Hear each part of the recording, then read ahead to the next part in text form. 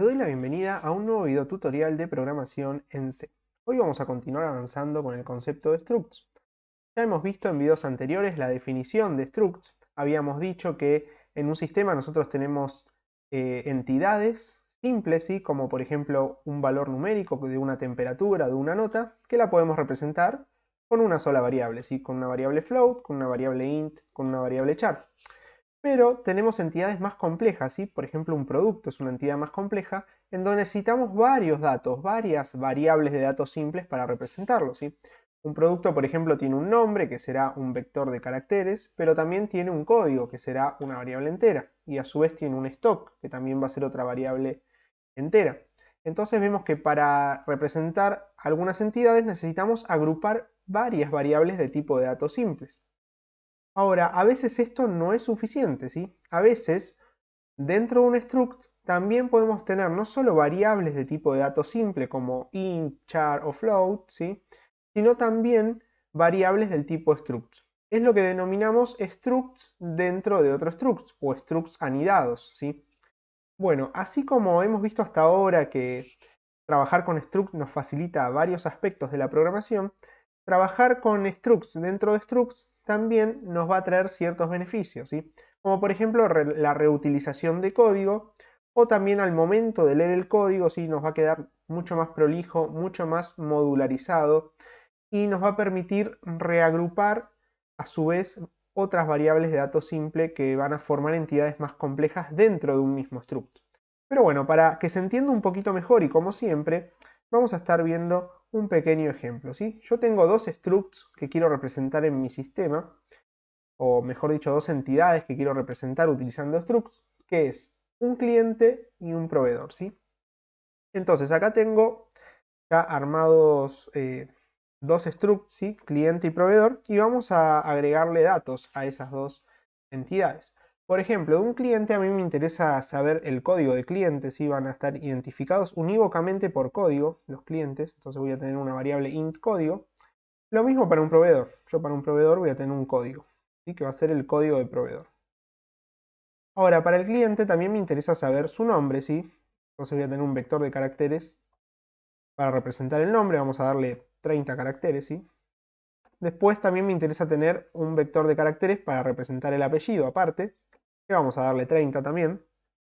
En el caso del proveedor, como suele ser una empresa, yo solamente quiero representar el nombre del proveedor, digamos la razón social, ¿sí? Del proveedor.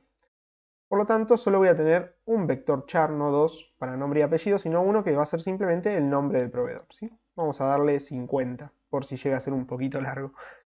Y en el caso del cliente me interesa saber su fecha de nacimiento, ¿sí? Para determinadas estadísticas nosotros podríamos requerir la fecha de nacimiento. Ahora recuerden que una fecha de nacimiento está compuesta por el día, ¿sí? Día de nacimiento. También tenemos el mes, ¿sí? Y también tenemos el año. En este caso voy a usar la palabra en inglés year, porque a veces en programación tenemos dificultades con el tema del año, así que vamos a ponerle en vez de año, year, ¿sí? En el caso del proveedor, la verdad que no nos interesa saber la fecha de nacimiento porque suele ser una entidad, ¿sí? Una persona jurídica, no una persona física. En el caso del cliente, también nos interesa saber el número de DNI, ¿sí? O el documento de identidad o de la cédula de identificación en otros países. Que en este caso, bueno, en el caso de Argentina, es un número de 8 dígitos, ¿sí? Así que vamos a representarlo con un vector char en este caso. ¿Por qué con un char y no con un int? Bueno, porque si lo fuéramos a representar con un int sería un número muy largo que puede generar desbordamiento. Y además, como la verdad que no vamos a hacer cuentas con el DNI, sino simplemente lo queremos almacenar, vamos a utilizarlo o vamos a tratarlo como si fuera una cadena de caracteres. Así que vamos a llamarle char DNI y vamos a darle 9, ¿sí? Porque tenemos el carácter de cierre.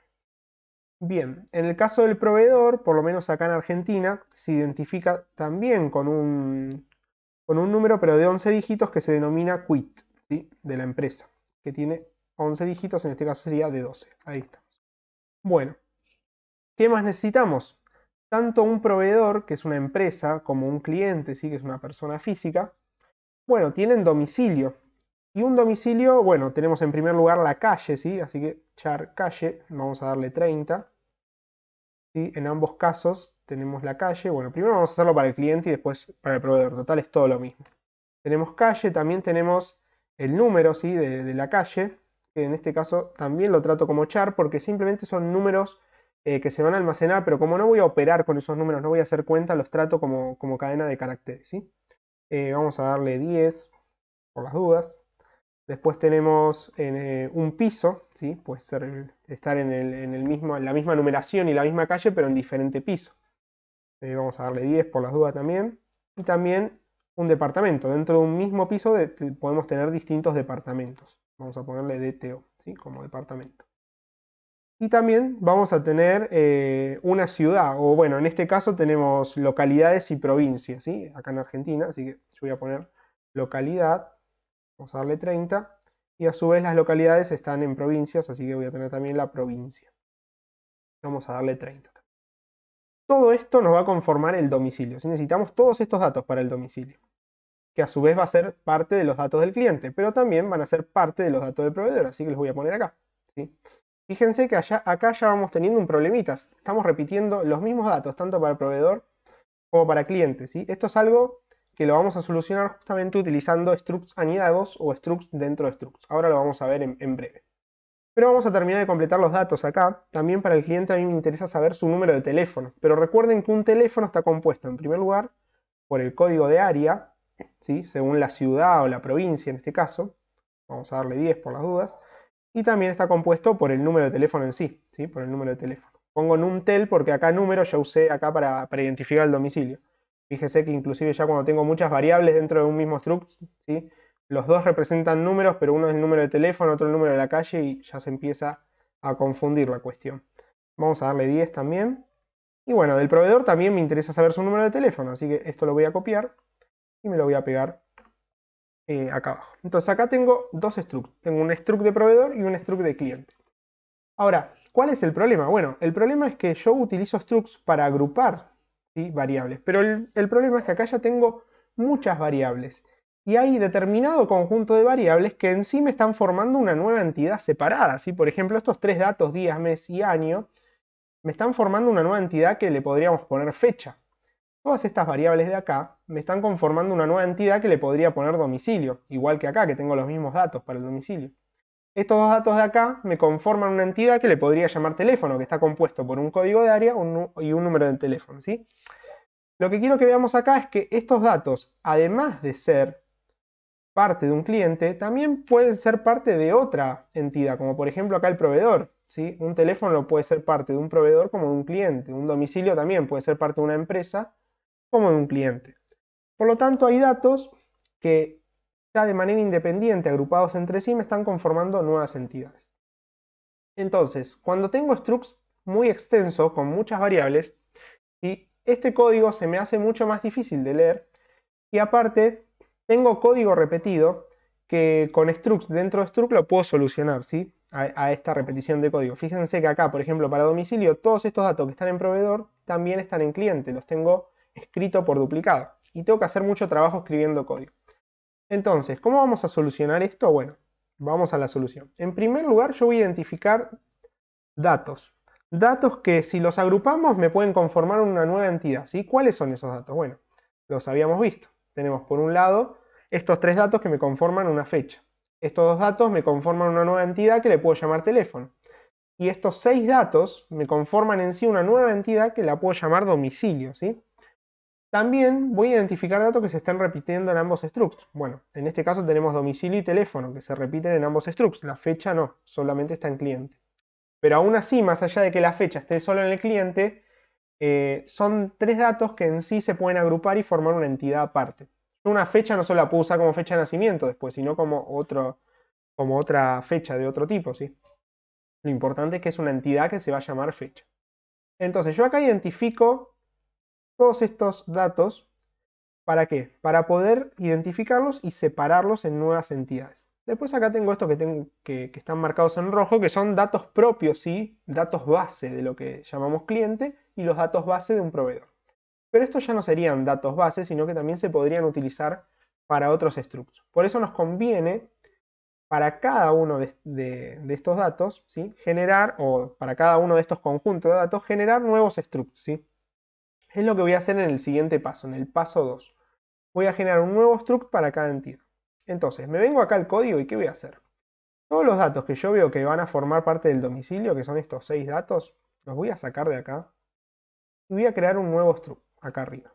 Voy a poner struct y le voy a llamar domicilio, ¿sí? Y voy a pegar acá todos estos datos.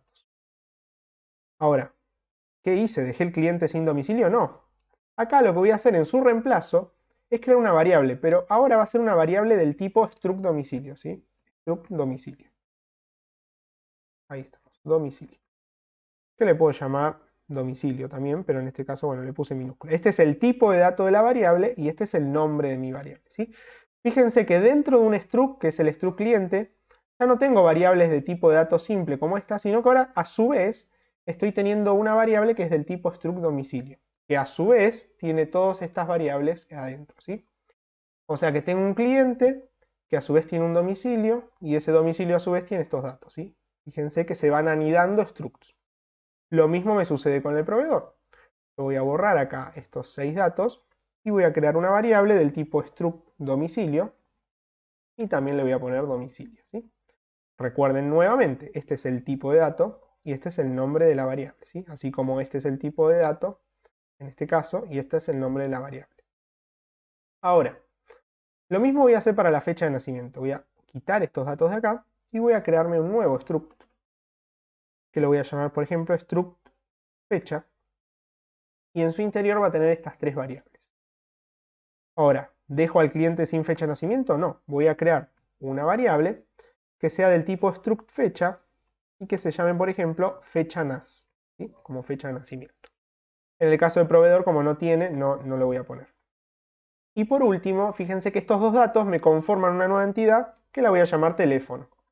Entonces acá arriba voy a crear un struct que se llame teléfono, ¿sí? Y le voy a poner estas dos variables. Entonces acá voy a crear una nueva variable que sea del tipo struct teléfono y le puedo poner de nombre tel, ¿sí? Por ejemplo. Y lo mismo acá en el proveedor. Voy a crear una variable del tipo struct teléfono y le voy a poner tel. Fíjense cómo estos dos structs que tenían un montón de datos, ¿sí? Acá tenemos en el ejemplo, acá, toda la cantidad de datos que tenía cada uno de esos structs, se redujo de manera drástica. Y ahora acá tenemos el nuevo struct cliente y el nuevo struct proveedor. Tienen mucho menos datos y fíjense que solo se repite el struct domicilio, así que es esta línea de acá, pero a su vez todo eso ya está condensado en este nuevo struct domicilio y no repito en sí todos estos datos en cada struct, sino una sola variable, ¿sí? Fíjense. Y a su vez me quedó mucho más agrupadas las variables. Antes estaban todas sueltas, variables de distintas entidades estaban todas sueltas, ahora quedaron agrupadas, ¿sí? Todas las variables que corresponden a fecha de nacimiento quedaron agrupadas en este struct, y lo mismo con las variables que corresponden a teléfono, y también las variables que corresponden a domicilio. Bueno, ahora la gran pregunta es, ¿cómo hago si yo quiero agarrar y asignarle, por ejemplo, una calle al domicilio del cliente? ¿Sí? O sea, quiero modificar esta variable del cliente, la calle solamente. ¿Cómo hago para acceder ahí? Bueno, en primer lugar, en el main, para continuar con nuestro ejemplo, vamos a crear una variable del tipo struct cliente. Le vamos a llamar C a la variable, ¿sí? Struct cliente C.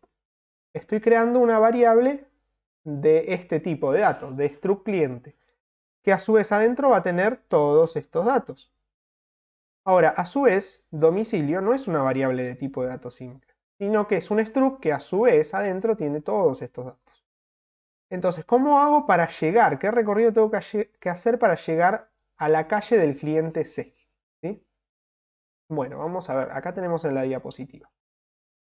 Fíjense, tenemos, o bueno, vamos a hacerlo con la fecha de nacimiento ya que tenemos el ejemplo en la diapositiva, ¿sí? ¿Cómo hacemos para llegar, si yo quiero asignarle un día a la fecha de nacimiento de mi cliente? ¿Cómo hago? Bueno, primero obviamente declaro una variable del tipo de dato structCliente que se va a llamar C. Ahora recuerden que si yo pongo un puntito luego de la variable, estoy accediendo a todas las variables de ese struct. Entonces, acá abajo agarro y digo, bueno, C punto. Y fíjense que acá me muestra todas las variables de C. Bien, voy a buscar la que diga fecha NAS, que está acá. Ahora, fecha NAS a su vez también es un struct. Fíjense, fecha NAS también es un struct. Entonces, si yo quiero acceder al día de la fecha de nacimiento, otra vez tengo que utilizar el puntito, porque primero con el primer punto accedí a fecha NAS. Y ahora con el segundo punto voy a acceder a las variables del struct fecha NAS, ¿sí? O sea, otro puntito, y fíjense que acá me dice día, mes y año. Bueno, yo quiero acceder al día. Y ahora sí estoy parado en el día de la fecha de nacimiento del cliente C. Y a eso le agrego un día, por ejemplo, puede ser el día 15, ¿sí? Bien, ahora, ¿cómo hago si quiero imprimir eso por pantalla? Bueno, voy a utilizar la función printf, es un número entero, es %d, y podría poner acá, si quieren, el día de nacimiento o la fecha, vamos a poner acá. Vamos a hacerlo completo. Vamos a asignarle también al mes, ¿sí? c.fechaNAS. Ahí estoy accediendo al struct y ahora a la variable de ese struct, que va a ser el mes. Vamos a ponerle, por ejemplo, 6. ¿Sí? Lo mismo vamos a hacer con el año. c.fechaNAS.year igual, vamos a ponerle 1993, ¿sí? Por ejemplo. Muy bien, y ahí ya tenemos los tres datos de la fecha de nacimiento. Entonces yo acá puedo agarrar y decir, bueno, la fecha de nacimiento es, dos puntos, y como son tres números enteros va a ser %d barra %d barra %d, ¿sí?